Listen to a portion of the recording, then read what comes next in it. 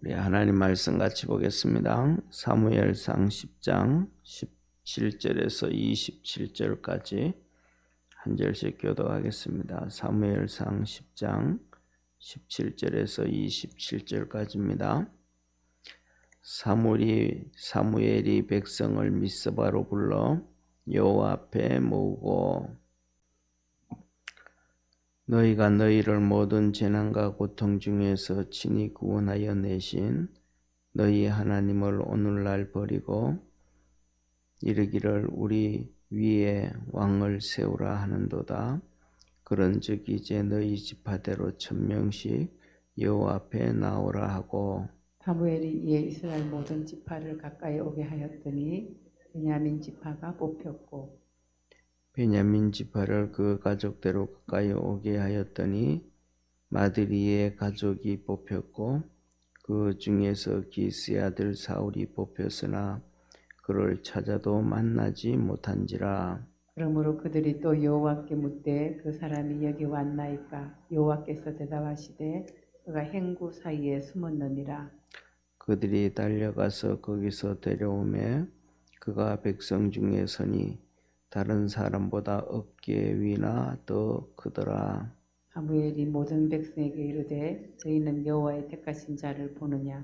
모든 백성 중에 짝할 리가 없느니라 하니 모든 백성이 왕의 만세를 외쳐 부르니라. 사무엘이 나라의 제도를 백성에게 말하고 책에 기록하여 여호와 앞에 두고 모든 백성을 각기 집으로 보내매 사울도 기브아 자기 집으로 갈 때에 마음이 하나님께 감동된 유력한 자들은 그와 함께 갔어도 27절 우리 합독하겠습니다. 어떤 비류는 가로되 이 사람이 어떻게 우리를 구원하겠느냐 하고 멸시하며 예물을 드리지 아니하니라. 그러나 그는 잠잠하였더라. 아멘. 오늘 이스라엘 백성들 앞에서 사울이 왕으로 제비 뽑힘을 됨을 말씀합니다. 이 하나님의 역사, 하나님의 방법 중에는 이렇게 시대에 따라서 조금씩 달라져 갑니다. 하나님께서 그 시대에 허용해 주는 게 계시거든요. 그래서 구약에서는 제비를 뽑아서 하나님의 뜻을 선택하는 길을 많이 선택했습니다. 그런데 신약에서는 오면서 제비를 뽑는 것이 아니고 직접 주님께서 선택을 합니다. 다시 말하면 구약에 예를 들면 이제 이렇게 왕으로 처음 뽑힐 때 사울은 제비를 뽑게 되어지는데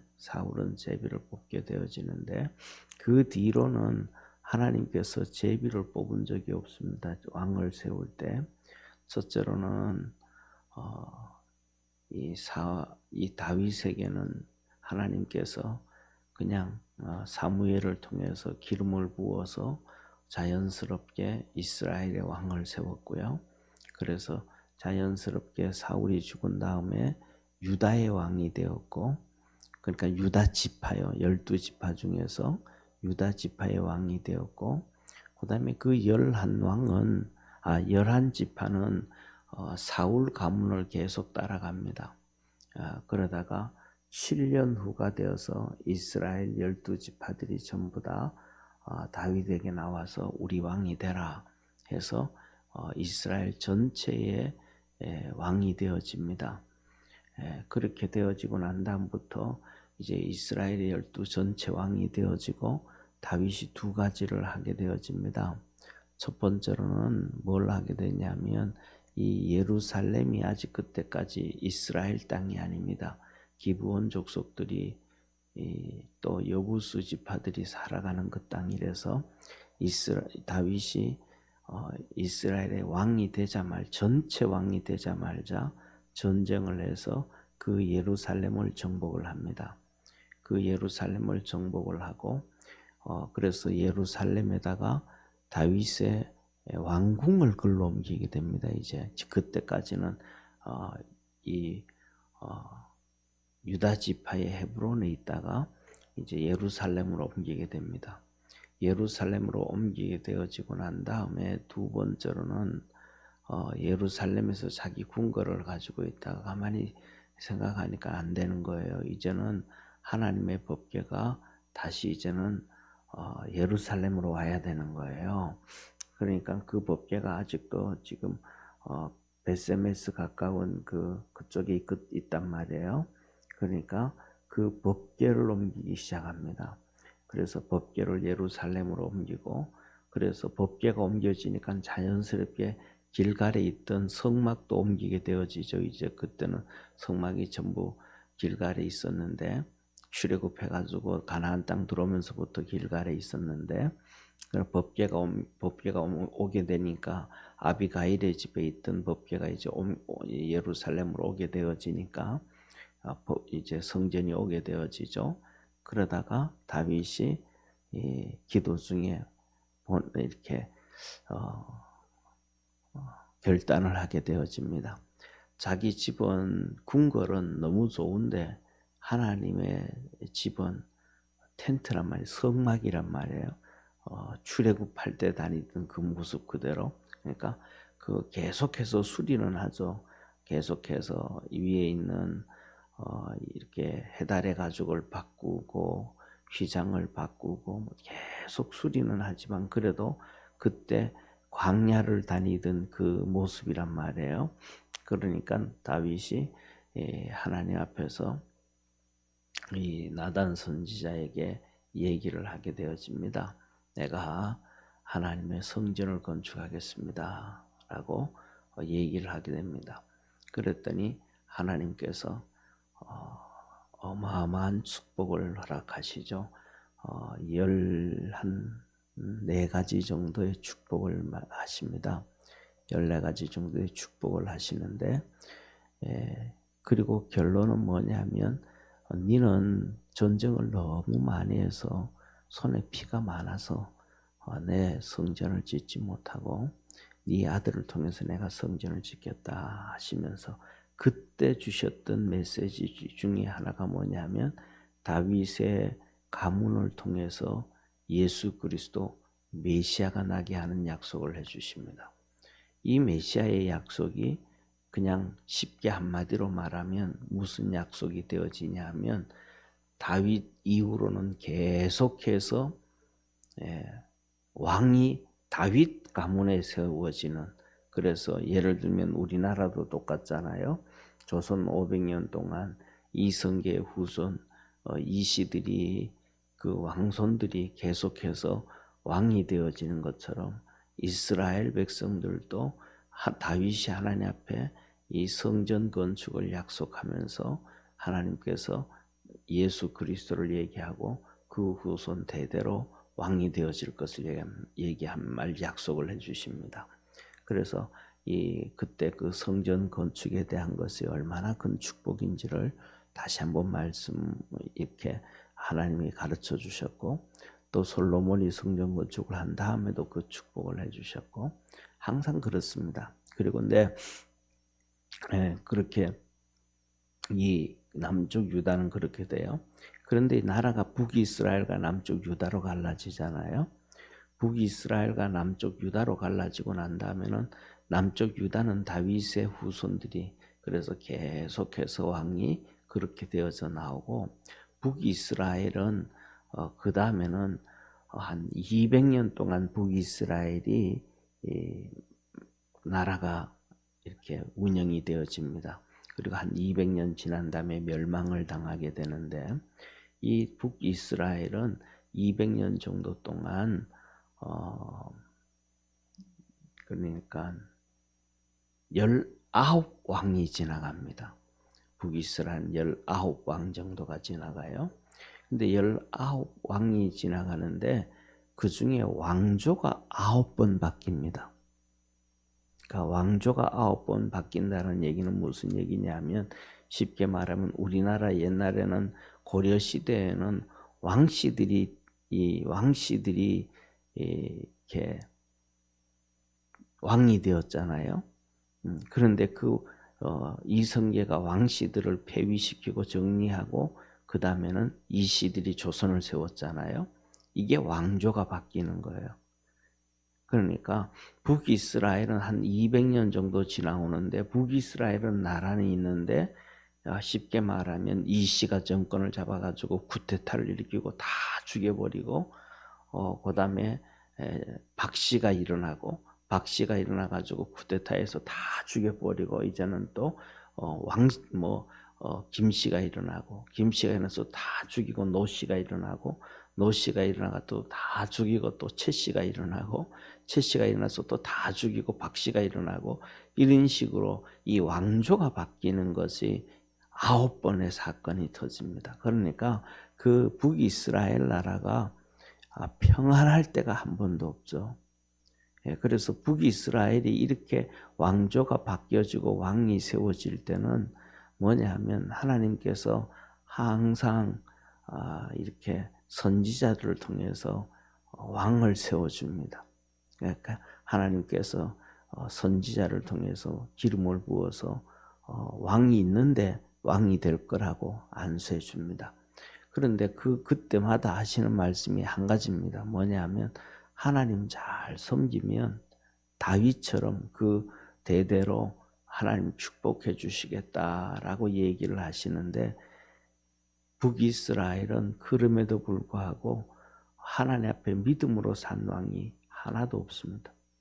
전부 200년 동안 북이스라엘은 이 고통과 어려움에만 빠집니다. 그러니까 구약이라고 해가지고 제비만 뽑았다. 그것도 아닙니다. 그러니까 하나님이 상황과 환경에 따라서 제비를 뽑게 하고 그 다음에 때에 따라서는 안수해서 먼저 미리미리 왕을 세우게 하시고 그렇습니다. 그리고 신약에서는 예수님께서 우리가 잘 아는 것처럼 예수님이 직접 제자들을 찾아가서 부르시고 하나씩 부르시고 이 하나씩 부르셨다라는 것은 기름 부었다라고 볼 수도 있어요. 그렇다고 해가지고 대본 그냥 이렇게 됐다는 것이 아니고 우리 사무엘도 그렇고 다윗도 그렇고 이 사무엘 선지자가 사울에게 가서 기름 붓자마자 왕이 되어지고 다윗에게 기름 붓자마자 왕이 되어지는 거 아니잖아요. 기름 붓고 나면 이제 왕이 되어지는 과정이 있습니다. 다윗도 기름 붓고 난 다음에 왕이 되는 과정이 거의 몇 년이냐 하면 한 13년이 지나갑니다. 그리고 난 다음에 이제 이스라엘의 왕이 되는 것도 아니고 유다의 왕이 되어지고 그리고 7년이 지난 다음에 이스라엘의 왕이 되어집니다. 오늘 이 사울 같은 경우에도 이제 중요한 것은 기름을 붓고 난 다음에 하나님께서 사울을 통해서 말하잖아요. 사무엘을 통해서 사울에게 말씀하잖아요. 이제 네가 이제 돌아가라. 돌아가다가 보면 사람들 둘을 라헬의 묘지 앞에서 사람 2명을 만날 텐데 그들이 너에게 너 아버지에게 전해줄 것이다. 너의 아버지가 나귀를 찾았고 암나귀들을 찾았고 그 아버지가 나귀는 찾았는데 자식들이 지금 돌아오지를 않으니까 자식 걱정 더 한다. 그래서 이제 너에게 너가 찾고자 했던 그 나귀들을 찾았다는 얘기를 듣게 될 것이고 그 다음에 2번째로 너가들이 좀 더 가다가 보면 베델로 가는 사람들 3명을 만나게 될 텐데 한 명은 염소 3마리를 끌고 가고 한 명은 떡 3덩어리를 들고 가고 또 한 명은 포도주 담은 가죽 부대를 어깨에 메고 갈 것이다. 이 3명이 같이 베델로 하나님 만나러 간단 말이에요. 그런데 가다가 그들을 만나는데 그들이 너에게 떡 2덩이를 줄 텐데 너희가 그걸 받아라 그러잖아요. 그리고 그 다음에 너희들이 가다가 산당으로 가게 돼. 산당은 하나님 섬기는 곳이잖아요. 높은 곳. 이렇게 거기 가게 될 텐데 거기 가다가 보면 그 높은 곳이니까 망대도 있잖아요. 블레셋의 망대 있는 그 전에 그랬던 곳에 가다가 보면 거기서부터 내려오는 선지자들 무리를 만날 것이다. 선지자들 무리를 만나는데 그 선지자들이 쉽게 말하면 둥소 치고 피리 불고 꽹가리 치고 하나님을 찬송하면서 찬양하면서 그리고 예언하면서 내려온다. 하나님 말씀을 증거하면서 내려온다. 그들 무리에 너가 들어갈 때에 너희도 그들을 만날 것이다. 그렇게 얘기해 주잖아요. 그래서 그들을 만났을 때 하나님의 성령이 이 사울을 덮어씌워 가지고 그들과 함께 찬양하고 그들과 함께 하나님 말씀을 증거하는 거예요. 그리고 딱 끝나고 나니 그들 무리에서 나오니까 여전히 언제 성령이 그렇게 역사하셔서 하나님의 말씀을 증거했는가 할 정도로 이 말씀은 없어져 버린 거예요. 예. 그리고 이제 사무엘이 너 가서 좀 7일을 기다리라. 내가 갈게 하고 이제 사무엘이 오늘 본문 말씀에서 이스라엘 12지파 전체에게 메시지를 보내면서 미스바로 모여라. 그래서 이스라엘 백성 전체가 모인 거예요. 그래서 하나님께서 그렇게 말씀을 하신 거예요. 야, 내가 너희들을 애굽에서 인도하여 냈고 애굽과 모든 나라에서 그들이 너희들을 괴롭게 할 때 그들에서 내가 건져낸 하나님이다. 그렇게 말씀하시는 거예요. 그리고 그 다음에 그 말씀을 이제 사무엘이 듣고 증거하고 사무엘이 얘기해 너희들이 살아가는 동안 수많은 재난도 당하였고 고통도 당하였는데 그 하나님을 너희가 버렸다.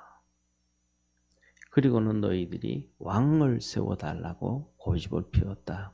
그러니까 너희들 여기 이스라엘 백성들 다 모였는데 여기서 각 지파대로 모여 있는데 지파에서 1000명씩 뽑아서 나와라. 1000명씩 뭐냐면 너희 지파 중에서 이 사람이면 왕이 될 만하다. 이 사람이면 왕이 될 만하다 하는 사람들, 왕이 될 만한 사람들 각 지파에서 1000명이 나와라. 그랬어요. 그래서 거기서 이제 제비뽑기를 합니다. 제비를 뽑았더니 베냐민 지파가 뽑혔어요.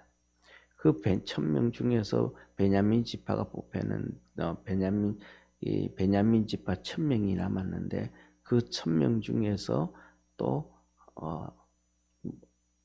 뽑았어요. 집안을 뽑은 거죠. 예를 들면 우리 한국에 보면 이 성씨 중에서도 이렇게 보면 이 파가 많잖아요, 그죠? 박씨라 그래도 무슨 밀양 박씨라 그래도 밀양 박씨 안에 무슨 파 많단 말이에요. 그런 것처럼 뽑아서 그 파를 뽑았어요.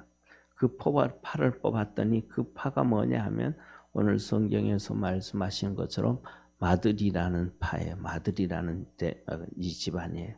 그 마들이라는 집안에서 또 뽑았더니 기스의 아들 사울이 뽑혔어요.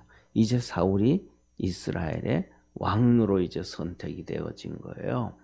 그래서 선택이 되어져 가지고 사울을 막 이제 행가래 쳐야 되잖아요. 왕이 뽑혔으니까. 그 찾으니까 없는 거예요. 이 사람이 있어야 되는데 없는 거예요. 왜냐하면 이렇게 왕이 될 만한 사람들을 써냈으니까 제비 뽑으려고. 그랬더니 하나님께 물은 거예요. 이스라엘 백성들이 하나님께 기도를 한 거예요. 하나님이 사울을 왕으로 뽑았는데 사울이 없습니다. 사울이 없습니다. 그러니까 하나님께서 사무엘에게 알려주신 거예요. 야, 행구 사이에 숨어있다. 행구는 뭐냐면 자 보세요. 이스라엘 백성들에게 전부 다 각 지파가 다 미스바로 모이라 그랬으니까 1000명씩 뽑아내라 그랬으니까 이 12지파 1000명이라도 12000명이 모인 거잖아요. 그죠?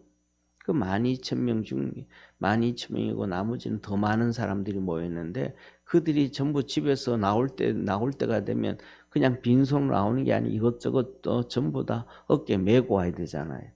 그 메고 와가지고 와서 전부 다 자기 짐꾸러기들을 막 이렇게 쌓아놨단 말이에요. 짐꾸러기들을. 쉽게 말하면 이렇게 볼 수 있죠.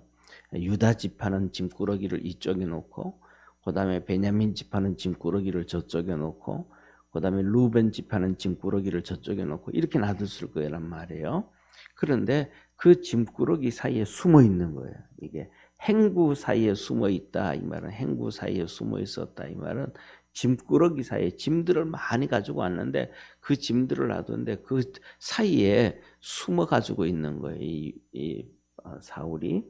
그래서 그것을 이제 사울을 끄집어냈어요. 끄집어내 가지고는 앞에 세워놓고 사무엘이 말하는 겁니다. 오늘 뭐라고 말하냐면 이 사람은 이스라엘의 왕으로 세운 하나님이 세운 사람이다. 그래서 성경에는 이 사람을 짝할 자가 없다. 짝할 자가 없다 이 말은 대적할 자가 없다. 둘이 짝한다 하면 예를 들면 뭐 씨름을 해도 둘이 삿바딱 잡고 싸워야 되잖아요.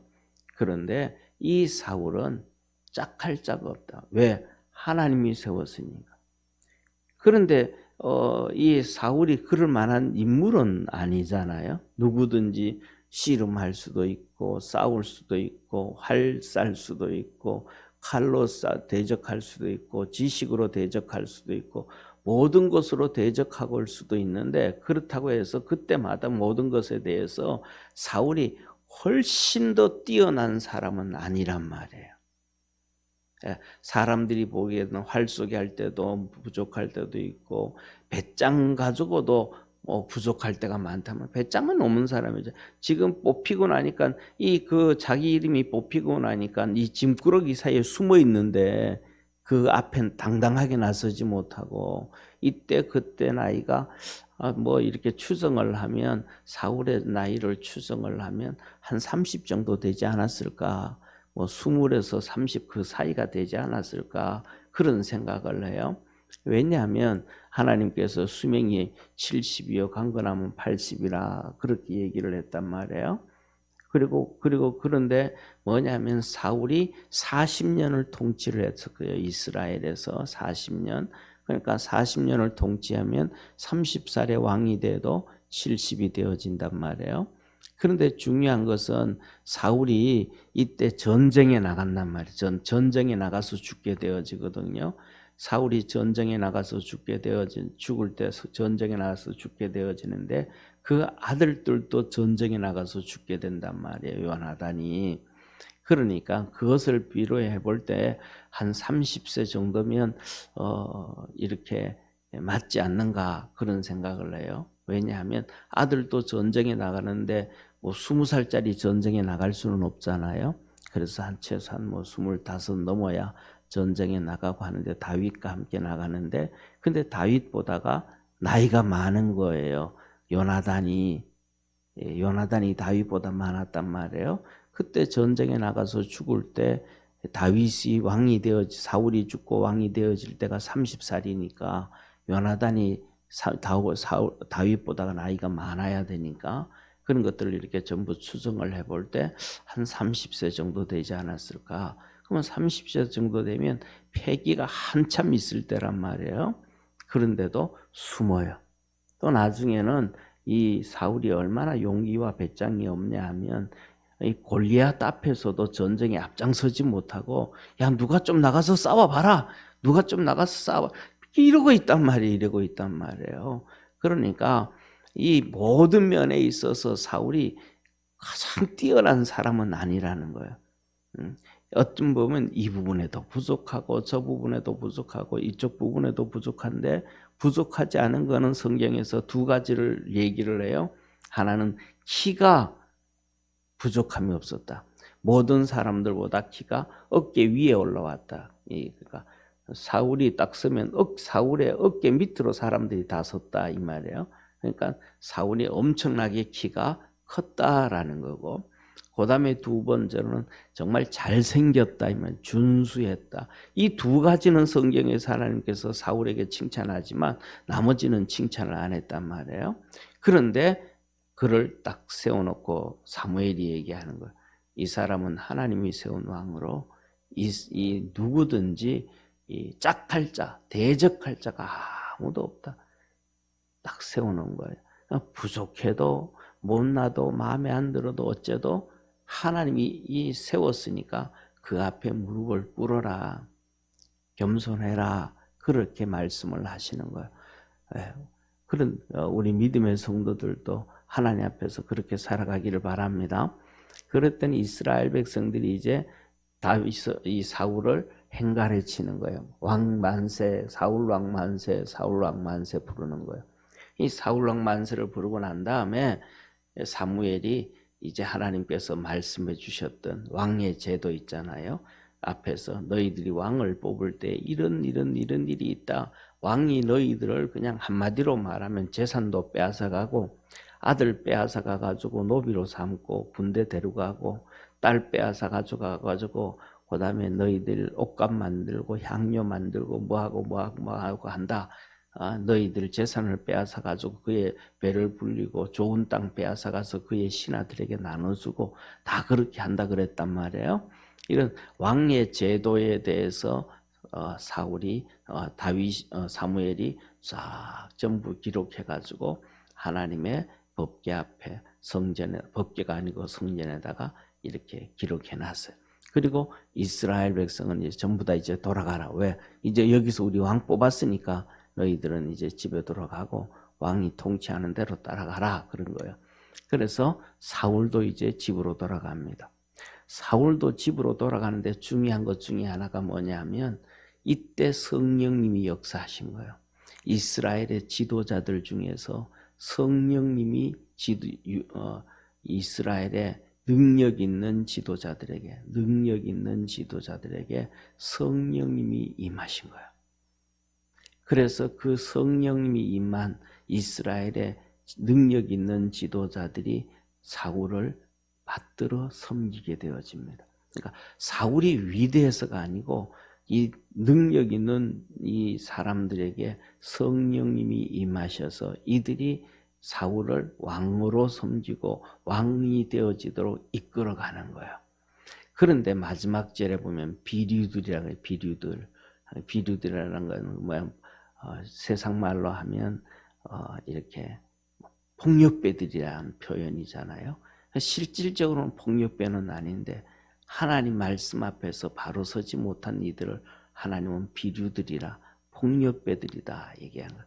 이들은 무시하는 거예요. 그러니까 성령이 임하였던 이스라엘의 유력자 지도자들은 이제 사울이 뭐가 됐으니까 왕이 되었으니까 그에게 선물도 드리고 조공도 드리고 그를 섬기고 받들고 그렇게 따라가는데 이 비류들은 사울을 안 쫓아가는 거예요. 예물도 드리지 않은 거예요. 사울을 멸시하는 거예요. 저게 뭐 왕이야 저게. 왕이 되었으면 좀 뭐 폼도 좀 잡고 말이지. 당당함도 있어야 되고 배짱도 있어야 되고 지혜도 있어야 되고 능력도 있어야 되고 뭐도 있어야지. 저게 뭐 왕이야 하고 손가락질하고 그냥 가는 뭐예요? 하나님의 일하심을 전적으로 무시하는 사람. 이들을 보고 하나님은 비류들이더라. 이게 기준이 뭐야? 그 기준이 뭐냐 하면 내 기준이냐 사람의 기준이냐 하나님의 기준이냐의 차이점이에요. 그러니까 이스라엘의 유력자들은 성령님이 임하시니까 부족한 사울을 볼 때 하나님의 기준으로 보는 거예요. 성령님이 임하시니까 내가 도와드려줘야 되겠구나. 내가 저 사람을 섬겨야 되겠구나. 이게 나오는 거예요. 근데 성령님이 임하지 않으니까 무시하는 거예요. 자기 기준이 되는 거예요. 그래서 사울을 무시하고 사울을 경멸하고 그리고 조공도 바치지 않고 왕이 될 만하면 이런 조건은 갖춰야지. 이런 건 이렇게 돼야지. 저거는 저렇게 돼야지 하면서 자기 기준으로 왕을 생각하는 거예요. 그래서 오늘 이 본 말씀을 보면서는 첫 번째는 우리 믿음의 성도들이 성령으로 충만해지기를 주의 이름으로 축원합니다. 성령으로 충만해져야 내 기준이 아니고 하나님의 기준으로 살아가게 되고 하나님의 기준으로 섬기게 되어지고 하나님 앞에서 인정을 받게 되지만 성령이 충만하지 아니하면 모든 것들을 내가 살아갈 때 내 기준으로 보게 돼. 자신의 기준으로, 세상의 기준으로. 그렇게 되면 하나님은 너는 아무리 똑똑하고 잘나고 유력한 자라 그래도 너는 비류야. 너는 하나님 앞에서는 신앙 안에서는 쓰레기야 이렇게 정의되어지는 거예요. 그리고 그 다음에 두 번째로는 오늘 여기에 본 말씀 보면 이렇게 말씀하시는 거예요. 이스라엘 백성들이 하나님께서 사울을 뽑았는데 그들을 왕의 만세, 사울왕 만세 부르잖아요. 이게 뭐냐? 하나님이 하신 일에 그냥 순종했다 이 말이에요. 그가 행구 사이에 짐짝들 사이에 숨어 있어도 끄집어냈을 때 왕의 만세를 부르면서 그에게 용기를 주고 그에게 힘을 주고 네가 한번 해봐라. 그런데 사울은 한 번도 그렇게 모신 적이 없단 말이에요. 우리가 얘기할 때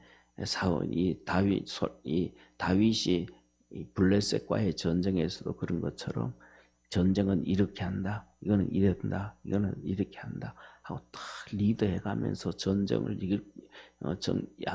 이렇게 제압하고 뭐하고 하는 그런 능력이 사울에게는 별로 없었단 말이에요. 근데 다윗은 그렇지 않았잖아요. 전쟁할 때마다 그런 일들을 처리를 하는 것을 보게 되어집니다.